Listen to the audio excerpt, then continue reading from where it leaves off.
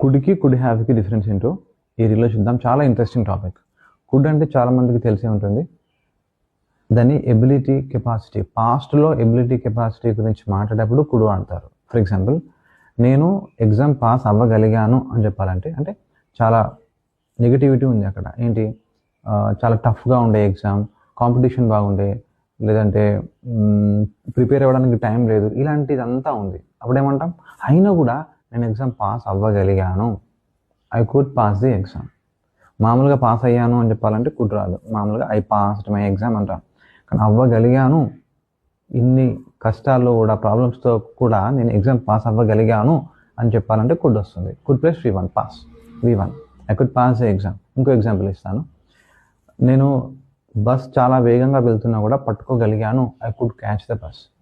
బస్ని పట్టుకున్నాను వేరు, పట్టుకోగలిగాను వేరు. అర్థమైంది కదా మ్యాటర్. ఇప్పుడు దీన్ని కుడ్ హ్యావ్కి అప్లై చేద్దాం. కుడ్ హ్యావ్ అంటే పాస్లో ఆమె ఎగ్జామ్ పాస్ కాలేదు కదా, ఆమె కాలేదు, ఆమెకు టైం లేదంట, ప్రిపేర్ అవ్వలేదంట. నో నో నో నో, ఆమెకి ఎగ్జామ్ పాస్ కావాలన్న ఇంటెన్షన్ లేదు. ఉండుంటే ఎగ్జామ్ ఆమె కష్టంగా ఉన్నా కూడా పాస్ అవ్వగలిగి ఉండేది. పాస్ అవ్వగలిగి ఉండేది అంటే ఆమె పాస్ అయ్యి ఉండేది తలుచుకుంటే అన్నట్టు, కానీ కాలేదు. ఇప్పుడు నన్ను అడుగుతున్నారు, నేను ఎగ్జామ్ పాస్ కాలేదు, నో నేను ఎగ్జామ్ పాస్ కాలేదు, నాకు చాలా కష్టంగా ఉండే, టైం లేదు అంటున్నా. మీరేమంటున్నారు నన్ను? నో, మీకు ఎగ్జామ్ పాస్ కావాలని లేదు, మీరు తలుచుకుంటే కనుక ఎగ్జామ్ కష్టమే, ఎగ్జామ్ పాస్ అవ్వడం అది, కానీ పాస్ అవ్వగలిగి ఉండేవారు. మామూలుగా కుడ్ అంటే అవ్వగలిగాను, అవ్వగలిగారు మీరు అని చెప్పడం కదా. మీరు అవ్వగలిగారు, you could pass the exam. కానీ మీరు తలుచుకుంటే పాస్ అవ్వగలిగి ఉండేవాళ్ళు, అంత కష్టం ఉన్నా కూడా అవ్వగలిగి ఉండేవారు.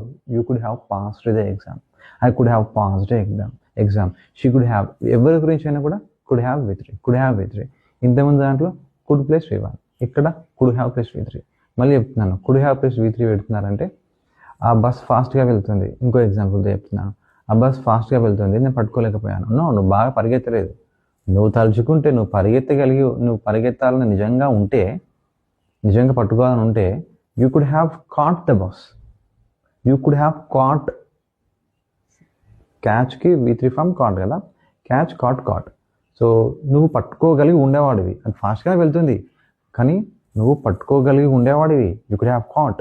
నువ్వు నాకు కాల్ చేసి ఉండేవాడివి తలుచుకుంటే. మీటింగ్ మధ్యలో ఒక 1 minute టైం దొరకలేదా, టైం లేదు, కాల్ లేదు అంటున్నావు. నువ్వు ఒకవేళ నాకు చేయాలనుకుంటే you could have called me, నువ్వు కాల్ చేసి ఉండగలిగే వాడివి. I hope you understand.